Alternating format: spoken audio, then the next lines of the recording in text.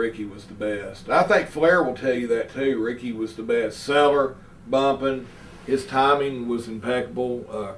Robert, Watts used to joke and tell Robert that he ought to give Ricky half his paycheck for doing all the work. That's still true to this day. Robert holds up a hell of a ring post. What about Magnum TA? I'm going back a little bit because there's some names and stuff that I skipped over. Magnum TA is another guy that you worked a lot with. Right. What are your memories of Magnum? He was tough to work with. I mean, he's good, but I mean, it was. It's not that not tough in the sense of he couldn't work. He was just very intense. Right. I mean, laid everything in. There was no holes in his work. I mean, I wrestled him one night in Baltimore, and I had to do it was an hour Broadway minus a second. Huh. So we did 59 minutes and 59 seconds. And to do an hour Broadway with Magnum, that's tough. Right. Yeah. What about Ronnie Garvin? Ronnie Garvin was who that I worked. They had me working with Magnum when they were priming me to work with Flair.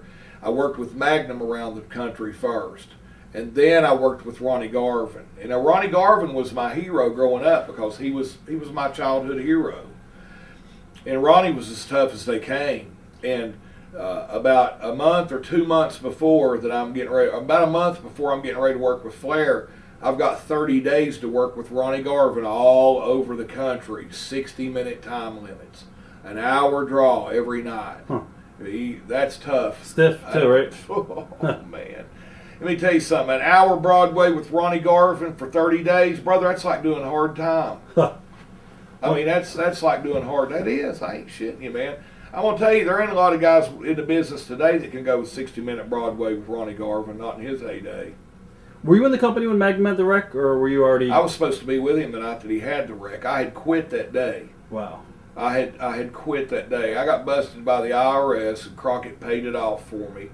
And I was making a bunch of money up until he paid my IRS debt. When he paid my IRS debt, he started really screwing me on the money. So Magnum was going to Greenville that night, and I had quit that day and called Terry up and told him, so look, I'm not coming. And then he had the wreck that night. And I left that next day to go back to Watts. Right. Did you get along with guys like Magnum TA? And Tully Blanchard, you mentioned a little bit. Did you get along? Tully's a prick. Everybody says that about Tully. What's your opinion? Why is that? Well, I mean, even now, we can talk about God, and he's right and I'm wrong. I mean, Tully was, he'd stay up and snort cocaine with you all night, and then the next day he'd go up and tell the officer, Landel was at my house all night snorting cocaine. He's a stooge little bastard. And I mean, he's not changing. I have another thing I think about these guys that are doing the church stuff now. What's your opinion on that? What's my opinion? Well, my opinion is, like, I have people call me up, want me to speak at youth things like that, and they'll say, I'll say, well, let me think about it. And they say, well, how much money do you need to come in? I said, what do you mean, how much money do I need to come in? They'll say, well, Ted needs $3,500 and Tully needs so many thousands of dollars. And I said, well, I don't charge, to come in and speak. I mean, the gospel ain't for sale. I mean, but that's just me personally, and I think a lot of these guys have just found another niche in life, to go hustle a dollar off somebody. Memories of a Harley race. Harley was one of those guys, I mean, where you were young, you really didn't walk up to him and approach him. I mean, that was just not that he didn't want you to, it was just like, he was like a god, It was like he was scary. Right. And I remember we were all in WCW in 1990, and it was back when guys were taking the pills and dropping them in the beers, dropping the H-bombs on guys and shaving their eyebrows and stuff. So you'd see all the guys in the bar would walk around with their thumb inside their beer like this. And Harley was sitting there, and he just had his beer like this. And I said, hey, Harley, man, said, you better put your thumb over your beer, man. I said, somebody might drop an H-bomb on you. He goes, ain't none of them got the balls to H-bomb me, kid. And I thought, damn, that's right, you're Harley raised. I forgot. That was pretty cool. Any good road stories from the Crockett run? From the Crockett run? I remember one with JJ. I had JJ Dillon sitting in the front and Kendo Nagasaki in the back, and Ron Bass sitting on the behind me in the back. And I just bought a brand new Lincoln Continental, and I'd always carried a 357 Magnum pistol with me underneath the seat of my car. And these guys in a convertible had came by, and they did something to me, and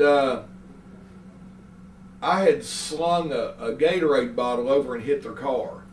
Well, then they had threw something over and hit my car, and I mean that just pissed me off. And so I reached underneath the seat of the car, and everybody's going, let's pull over and whoop their ass. And I said, no, I'll take care of this. And I reached in my bag and got the gun and pointed the gun at them going down the road. And they're going, oh, God, don't kill me, don't kill me. And I remember JJ was going nuts saying, what are you, crazy? You got a gun? What are you, crazy? And I remember firing 2 rounds off over their head. And Crockett called me in the office the next day and made me give him my gun. Wow. Yeah, he said, we're going to draw some money, but... we don't want to deal with that. What are your thoughts on Jim Crockett? Thoughts on Jim Crockett? Well, Jim Crockett was a second generation. Apparently, it's like Tully Blanchard. Joe Blanchard had a good thing going, and Tully fucked it up. And Jim Crockett screwed the whole damn thing up. Him and David, they fucked the whole thing up. All that shit, all the money and all that stuff went to their head. They started buying, the Gulfstream jet wasn't bad enough. They had to buy a Falcon jet, Lear, the Falcon. They had to buy it, and you're talking about millions of dollars, and it just wasn't coming in, and they were just spending more money than they had. And that, in my opinion, Crockett freaked it up. And Crockett he wouldn't give you sweat off his balls. If you were second or third match, he wouldn't even acknowledge that you were alive. I know a lot of the boys say that Crockett liked to party with the boys. Do you remember the Crockett? He liked to go out and get stroked when he was with Flair. Jim Crockett and David Crockett treated Flair like he was Jesus Christ. I mean, they'd blow the guy.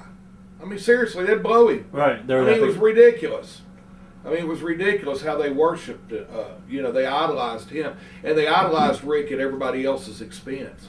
I always felt like I was getting... Look, a lot of times in the Carolinas, I was working with Flair. So, if Flair was the world champion, he was getting 13% of the house, gross. 3% went to the booking committee, and he got 10%. So every time I worked with Flair, or whoever worked with the world champ, you knew the world champ was getting 10% of the gate put in his pocket that night. Okay? And I wasn't getting a tenth of that. Right. Maybe a tenth.